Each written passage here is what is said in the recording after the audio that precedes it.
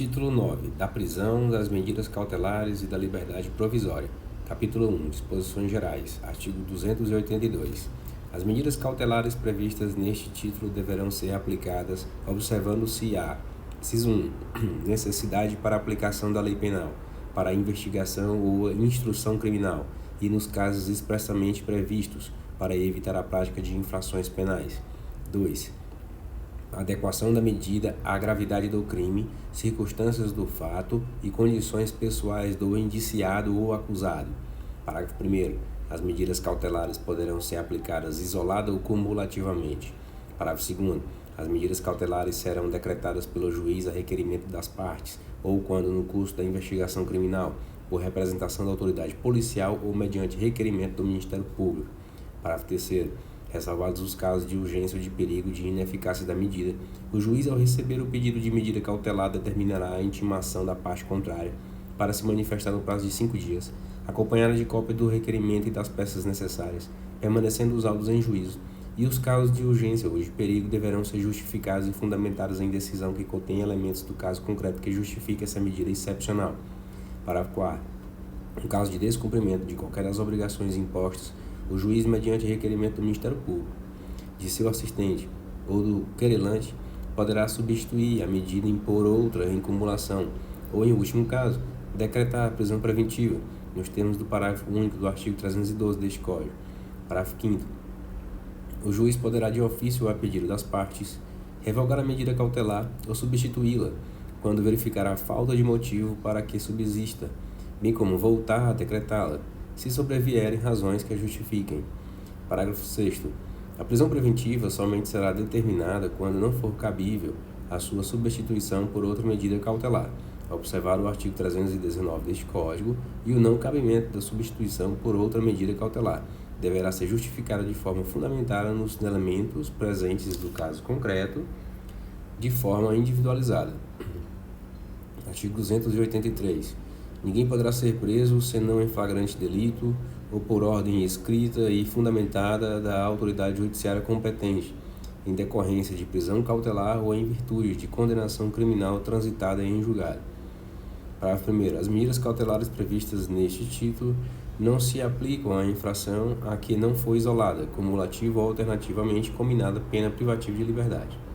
Parágrafo 2º. A prisão poderá ser efetuada em qualquer dia e a qualquer hora, respeitadas as restrições relativas à inviolabilidade do domicílio. Artigo 284. Não será permitido o emprego de força, salvo a indispensável no caso de resistência ou de tentativa de fuga do preso. Artigo 285. A autoridade que ordenar a prisão fará expedir o respectivo mandado. Parágrafo único. O mandado de prisão: a. Será lavrado pelo escrivão e assinado pela autoridade. b. Designará a pessoa que tiver de ser presa, o seu nome, alcunha ou sinais característicos. c. Mencionará a infração penal que motivará a prisão. d. Declarará o valor da fiança arbitrada, quando afiançável a infração.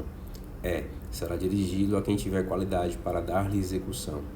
Artigo 286. O mandado será passado em duplicata e o executor entregará ao preso, logo depois da prisão, um dos exemplares com declaração do dia, hora e lugar da diligência. Da entrega deverá o preso passar recibo no outro exemplar. Se recusar, não souber ou não puder escrever, o fato será mencionado em declaração assinada por 2 testemunhas. Artigo 287. Se a infração for inafiançável, a falta de exibição do mandado não optará a prisão, e o preso, em tal caso, será imediatamente apresentado ao juiz que tiver expedido o mandado para a realização da audiência de custódia. Artigo 288. Ninguém será recolhido à prisão sem que seja exibido o mandado ao respectivo diretor ou carcereiro, a quem será entregue cópia assinada pelo executor ou apresentada a guia expedida pela autoridade competente, devendo ser passado recibo da entrega do preso, com declaração de dia e hora. Parágrafo único. O recibo poderá ser passado no próprio exemplar do mandado, se este for o documento exibido. Artigo 289. Quando o acusado estiver no território nacional, fora da jurisdição do juiz processante, será deprecada sua prisão, devendo constar da precatória ou inteiro o teor do mandado. Parágrafo 1º.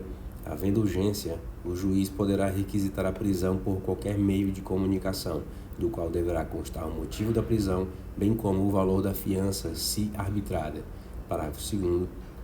A autoridade a quem se fizer a requisição tomará as precauções necessárias para averiguar a autenticidade da comunicação. Parágrafo 3º. O juiz processante deverá providenciar a remoção do preso no prazo máximo de 30 dias, contados da efetivação da medida. Artigo 289-A. O juiz competente providenciará o imediato registro do mandado de prisão em banco de dados mantido pelo Conselho Nacional de Justiça para essa finalidade. Parágrafo 1º.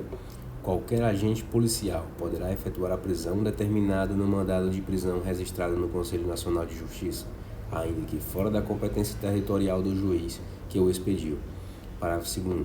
Qualquer agente policial poderá efetuar a prisão decretada, ainda que sem registro no Conselho Nacional de Justiça, adotando as precauções necessárias para averiguar a autenticidade do mandado e comunicando ao juiz que a decretou, devendo este providenciar em seguida o registro do mandado na forma do caput desse artigo. Parágrafo 3º. A prisão será imediatamente comunicada ao juiz do local de cumprimento da medida, o qual providenciará a certidão extraída do registro do Conselho Nacional de Justiça e informará ao juízo que a decretou. Parágrafo 4º. O preso será informado de seus direitos nos termos do inciso 63 do artigo 5º da Constituição Federal e, caso o autuado não informe o nome de seu advogado, será comunicado à Defensoria Pública. Parágrafo 5º. Havendo dúvidas das autoridades locais sobre a legitimidade da pessoa do executor ou sobre a identidade do preso, aplica-se o disposto no parágrafo 2º do artigo 290 deste Código. Parágrafo 6º. O Conselho Nacional de Justiça regulamentará o registro do mandado de prisão a que se refere o caput deste artigo. Artigo 290.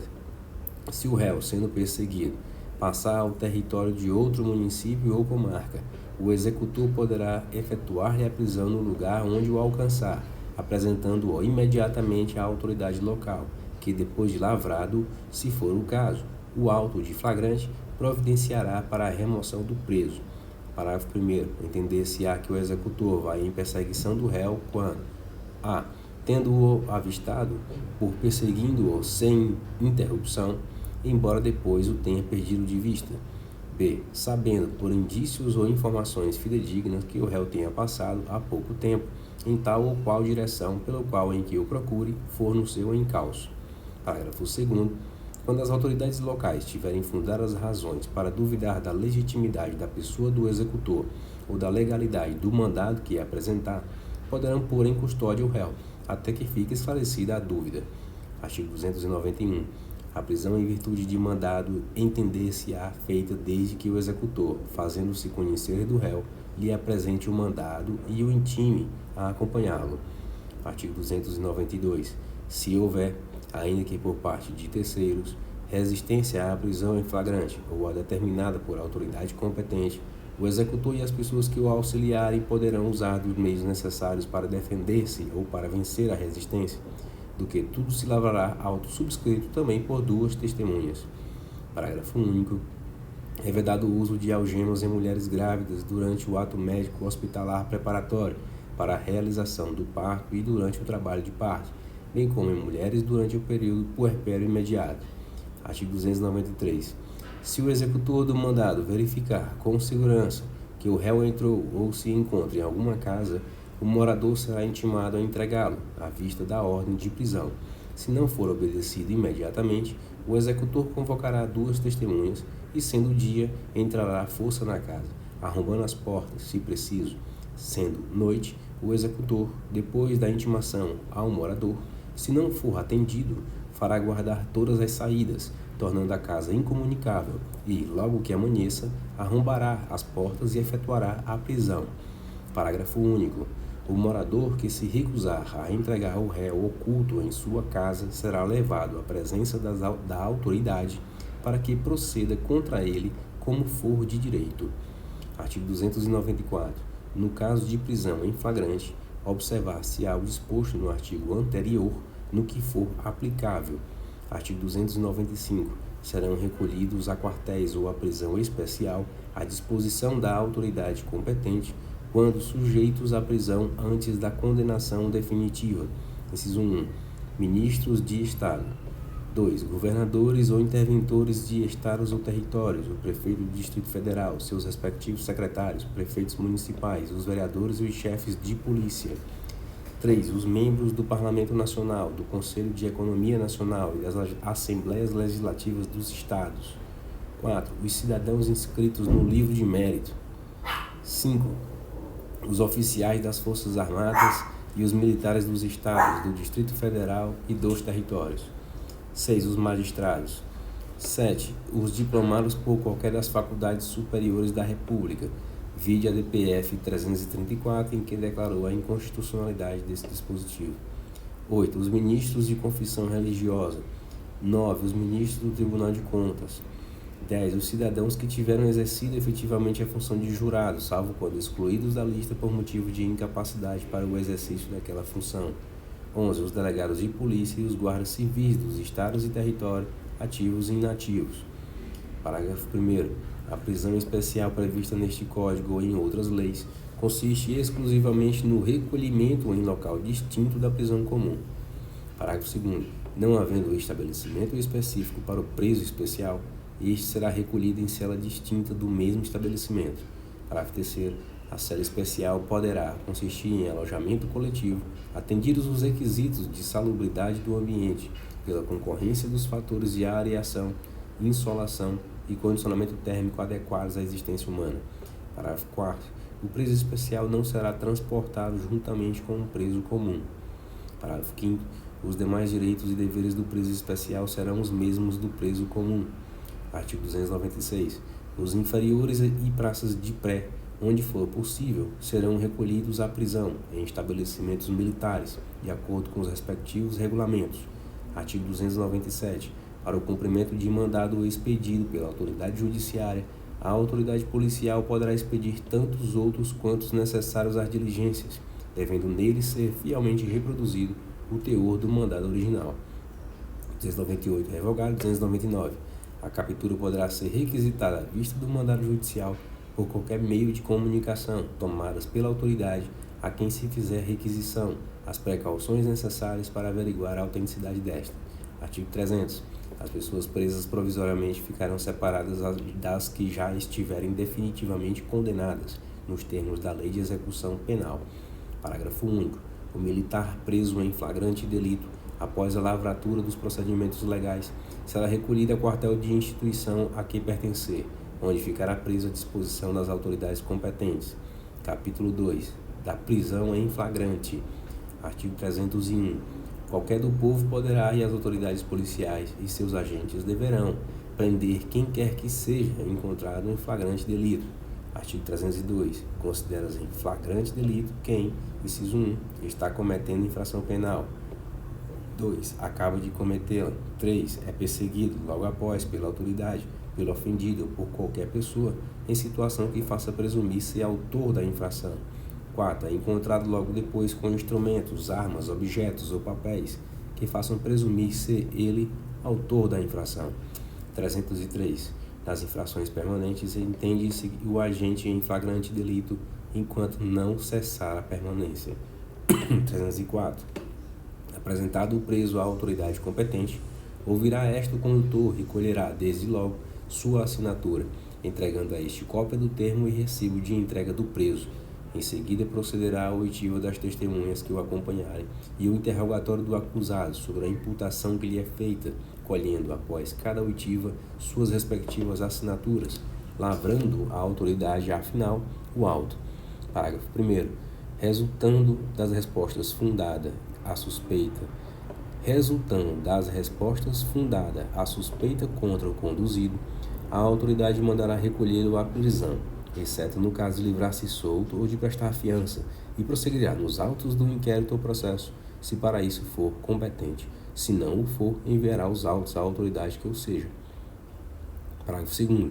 A falta de testemunhas da infração não impedirá o auto de prisão em flagrante, mas nesse caso, com o condutor, deverão assiná-lo pelo menos 2 pessoas que hajam testemunhado a apresentação do preso à autoridade. Parágrafo 3º. Quando o acusado recusar a assinar, não souber ou não puder fazê-lo, o auto de prisão em flagrante será assinado por 2 testemunhas que tenham ouvido sua leitura na presença deste. Parágrafo 4º. Na lavratura do auto de prisão em flagrante deverá constar a informação sobre a existência de filhos, respectivas idades, e se possui alguma deficiência, e o nome e o contato eventual responsável pelos cuidados dos filhos, indicado pela pessoa presa. Artigo 305. Na falta ou no impedimento do escrivão, qualquer pessoa designada pela autoridade lavrará o auto, depois de prestado o compromisso legal. Artigo 306. A prisão de qualquer pessoa e o local onde se encontre serão comunicados imediatamente ao juiz competente, ao Ministério Público e à família do preso ou à pessoa por ele indicada.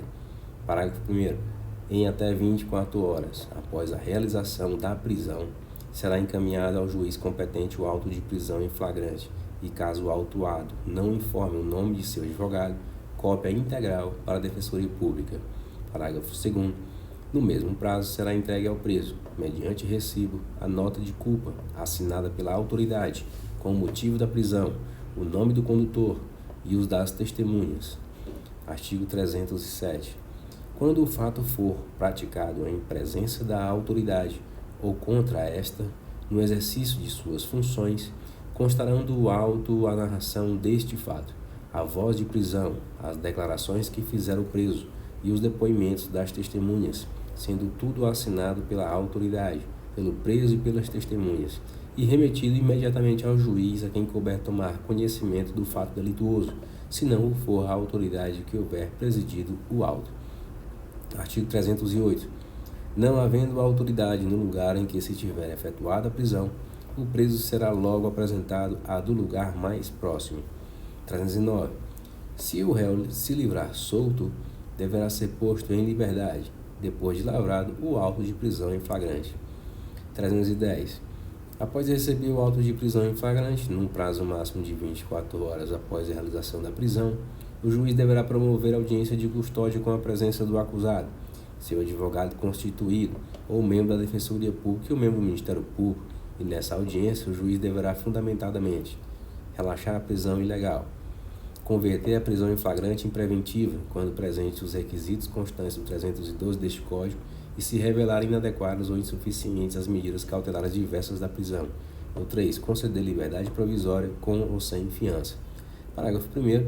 Se o juiz verificar pelo auto de prisão em flagrante que o agente praticou o fato em qualquer das condições constantes dos incisos 1, 2 e 3 do caput do artigo 23 do Código Penal, poderá fundamentadamente conceder ao acusado a liberdade provisória mediante termo de comparecimento obrigatório a todos os atos processuais sob pena de revogação.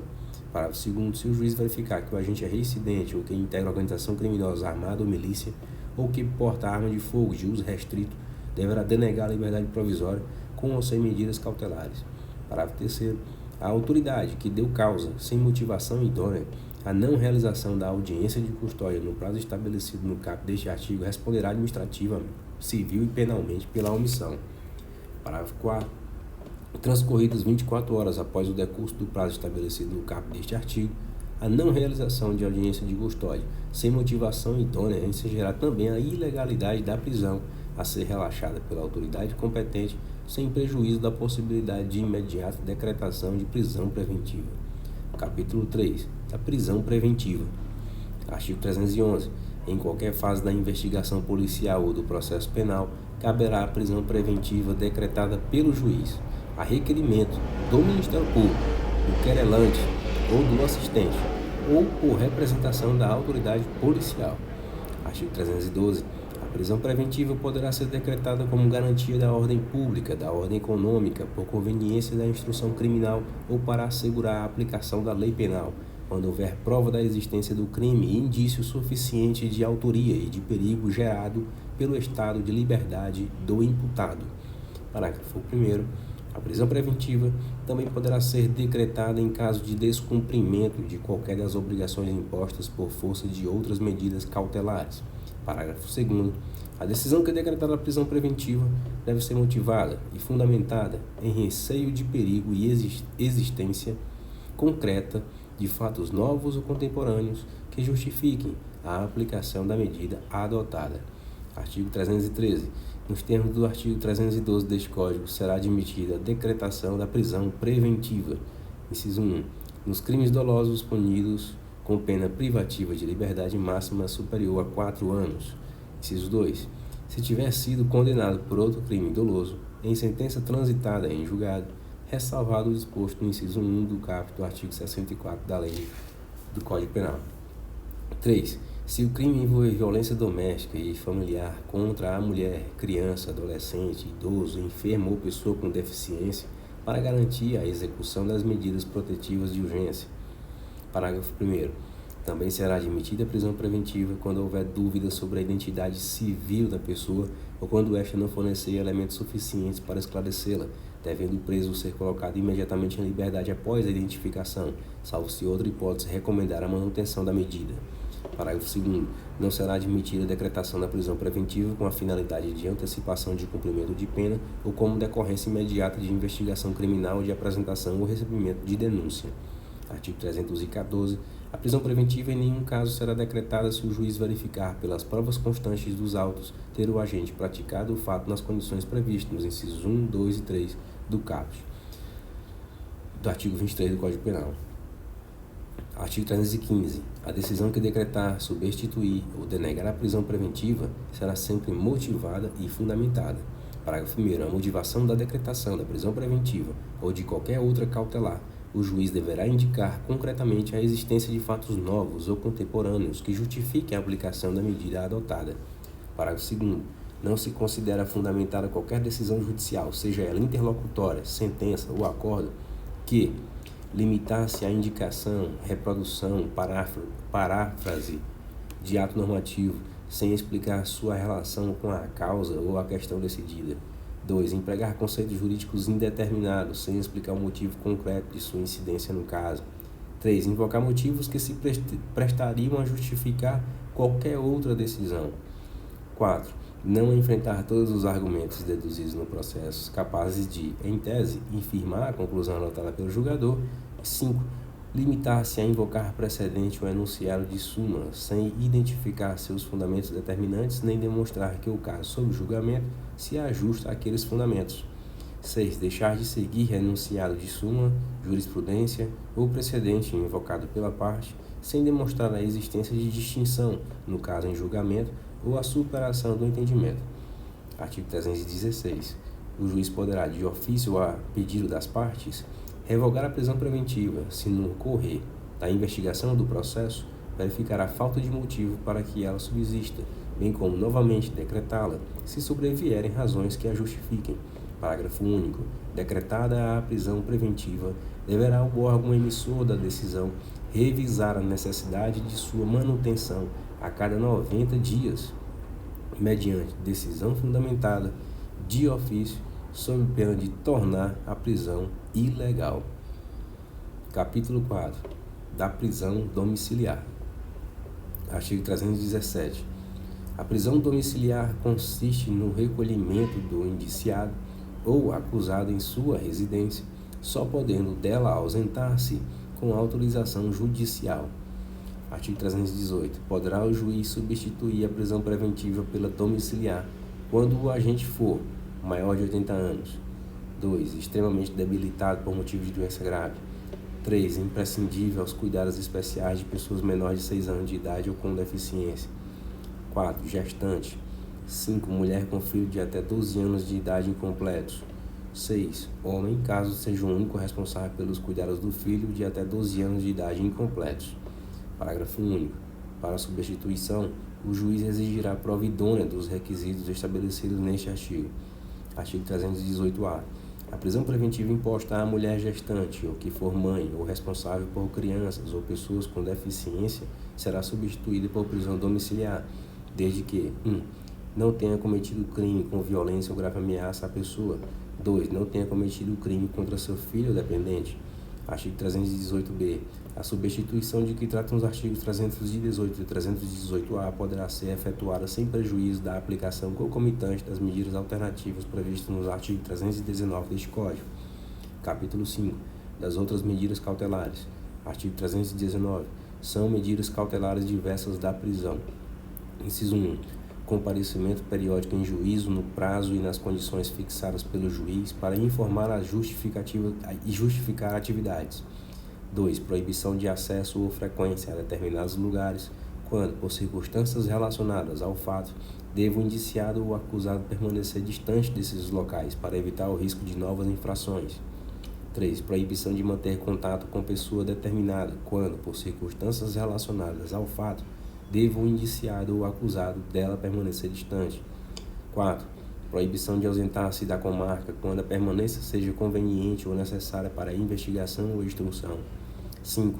Acolhimento domiciliar no período noturno e nos dias de folga, quando o investigado ou o acusado tenha residência e trabalho fixos. 6. Suspensão do exercício de função pública ou de atividade de natureza econômica ou financeira, quando houver justo receio de sua utilização para a prática de infrações penais. 7. Internação provisória do acusado nas hipóteses de crimes praticados com violência ou grave ameaça, quando os peritos concluírem ser inimputável ou semi-imputável. 8. Fiança nas infrações a que admitem, para assegurar o comparecimento a atos do processo, evitar a obstrução do seu andamento ou em caso de resistência injustificada à ordem judicial. 9. Monitoração eletrônica. Parágrafo 4º. A fiança será aplicada de acordo com as disposições do capítulo 6 deste título, podendo ser cumulada com outras medidas cautelares. Artigo 320. A proibição de ausentar-se do país será comunicada pelo juiz às autoridades encarregadas de fiscalizar as saídas do território nacional, intimando-se o indiciado ou o acusado para entregar o passaporte no prazo de 24 horas. Capítulo 6. Da liberdade provisória, com ou sem fiança. Artigo 321.